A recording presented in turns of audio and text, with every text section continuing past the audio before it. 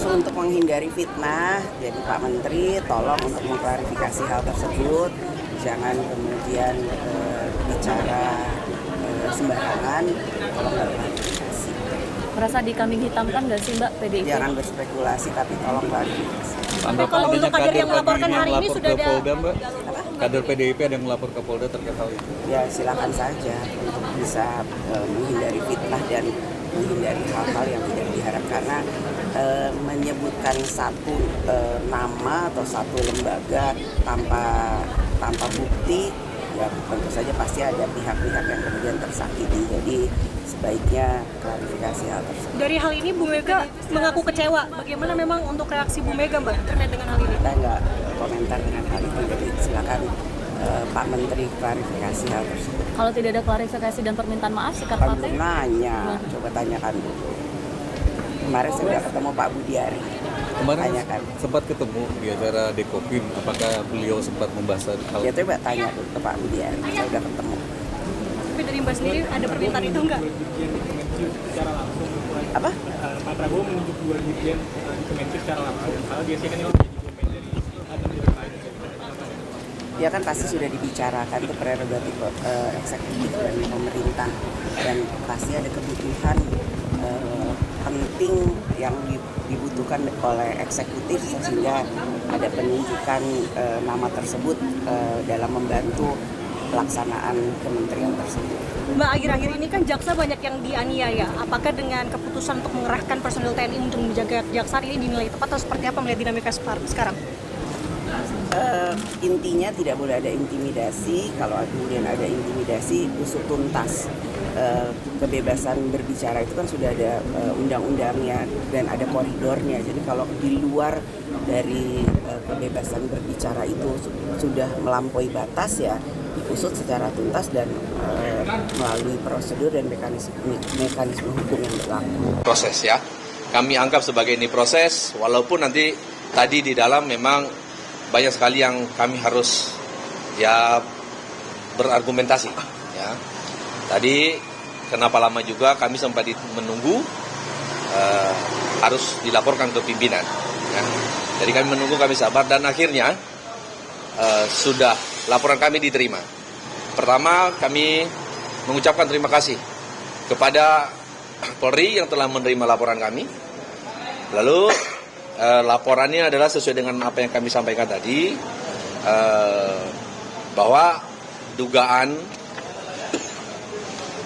pasal 310 dan 311 ya, dengan 310 dan 311 atas nama fitnah yang disampaikan oleh terlapor.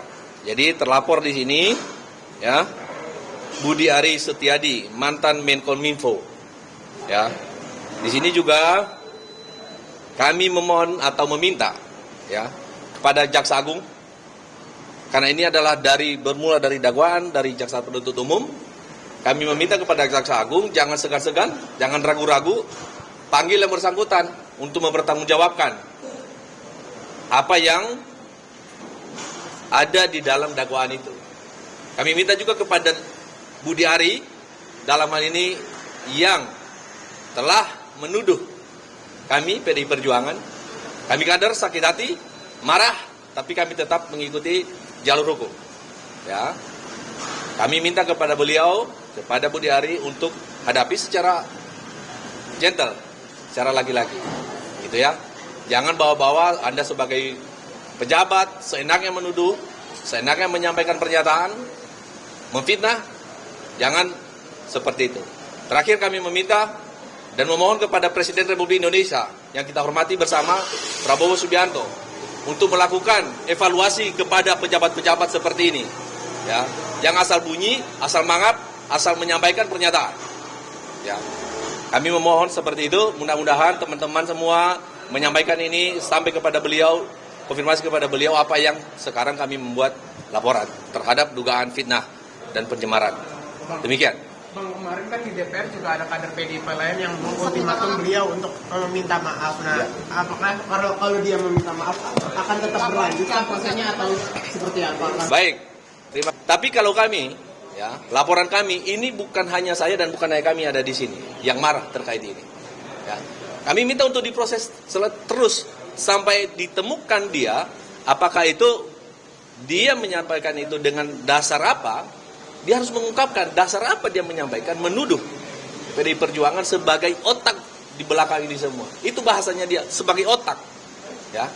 Jadi kalau menurut kami, walaupun dia meminta maaf, kami akan tetap melanjutkan laporan itu. Begitu. Itu arahan dari Bu Ketum juga. Ya karena kan Bu Ketum juga bilang bahwa tersinggung gitu. Terkait tindakan atau sikap kami atau langkah kami datang kemari, ini adalah bentuk kemarahan kami sebagai kader. Kemarin kami sudah menyampaikan, menginformasikan kepada DPP bahwa kami akan menempuh langkah, diarahkan untuk menempuh jalur hukum. Jangan marah-marah di luar, kita sebagai warga negara yang taat hukum, lakukan sesuai dengan jalur hukum. Makanya kami membuat laporan. Tadi juga Bu Puan mengatakan meminta klarifikasi itu juga tidak cukup untuk mencabut laporan, tetap dalam proses. Kami tetap menempuh jalur hukum. Gitu. Kami bukan membantah, bukan melawan kepada DPP kami. Tetapi kami menunggu arahan juga. Ya. Tapi kalau saat ini kami tetap ke jalur hukum. Dari PDIP sendiri, dari menurut Abang, sebenarnya motif dari Pak Budi Ari mengatakan hal itu atas dasar apa? Nah inilah orang-orang seperti ini yang menjadi pejabat publik yang ya kualitasnya rendah menurut kami. Asal bunyi saja. Kalau memang dia benar-benar itu difitnah di dalam dakwaan itu, laporkan. Bukan malah menuduh orang lain. Bukan menuduh pihak lain. Kan begitu seharusnya. Dia bukan orang bodoh, orang pintar. Saya nggak tahu pintar benar apa enggak kan.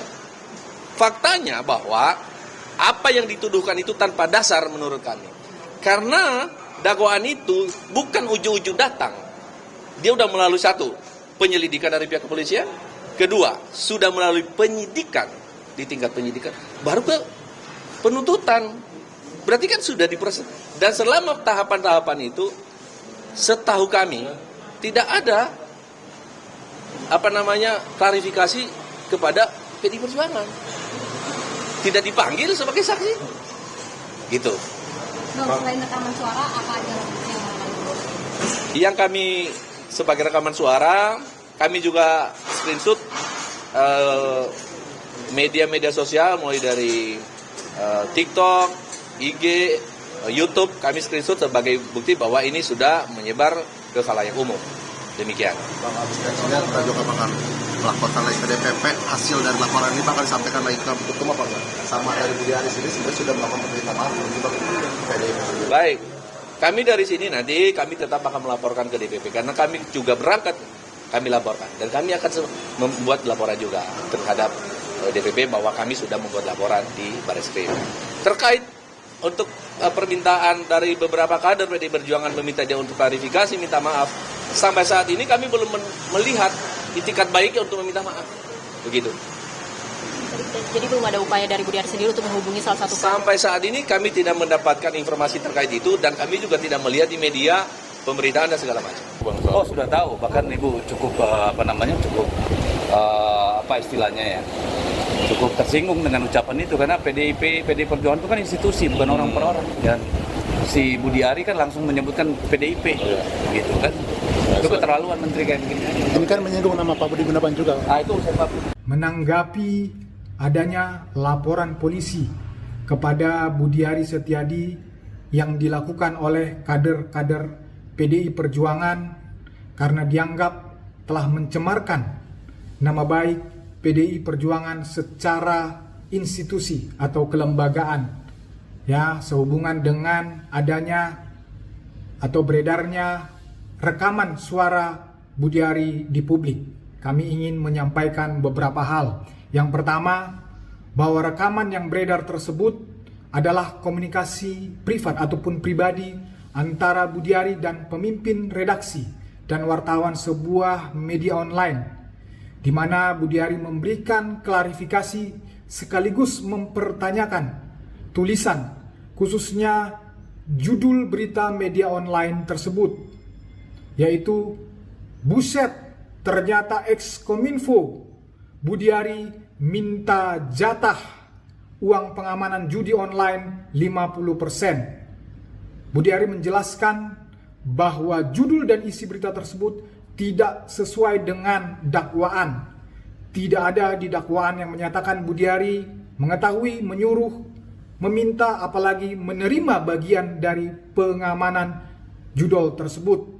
Itu hanya pernyataan para terdakwa untuk menyeret Budiari dalam kasus judol. Oleh karena itu, media jangan ikutan framing. Namun Budiari tidak mengizinkan agar klarifikasinya tersebut ditulis ataupun dipublikasikan karena waktunya belum tepat. Nanti ada saatnya Budiari akan melakukan klarifikasi sendiri secara langsung. Yang kedua, karena komunikasi tersebut merupakan komunikasi privat dan dilarang untuk ditulis atau dipublikasikan, atau biasa kita sebutnya off the record, Budiari juga tidak mengetahui pembicaraan tersebut telah direkam. Maka penyebaran rekaman tersebut ke publik tidak sesuai dengan kaidah maupun kode etik jurnalistik maupun ketentuan hukum yang berlaku. Yang ketiga, Budiari tidak ada niat untuk menyerang kehormatan ataupun mencemarkan nama baik PDIP secara institusi, karena memang dia tidak pernah menyebut nama PDIP di ruang publik atau kepada umum, dan Budiari juga tidak pernah menyebarkan atau menyuruh menyebarkan rekaman tersebut. Oleh karena itu kami tegaskan sekali lagi, Budiari tidak pernah mencemarkan nama baik maupun memfitnah PDIP. Yang keempat, dari penjelasan Budiari, yang dimaksudnya bukanlah PDIP secara institusi, melainkan orang perorangan ataupun pribadi-pribadi, walaupun secara kelembagaan mereka bergabung di PDIP. Namun sekali lagi, yang dimaksudnya adalah orang-orang secara pribadi. Dalam hal ini adalah para terdakwa yang sedang menghadapi proses hukum di persidangan. Yang kelima dan yang terakhir, kami menghimbau dan mengharapkan kita bisa menghentikan kegaduhan yang tidak produktif ini. Mari kita fokus bagaimana membantu pemerintahan, khususnya bagaimana agar ekonomi kita bisa semakin baik pertumbuhannya. Dan mari kita sama-sama menunggu hasil persidangan judol terhadap para terdakwa. Terima kasih.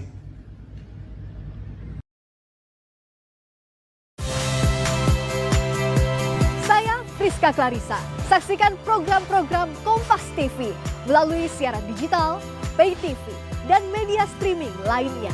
Kompas TV, independen, terpercaya.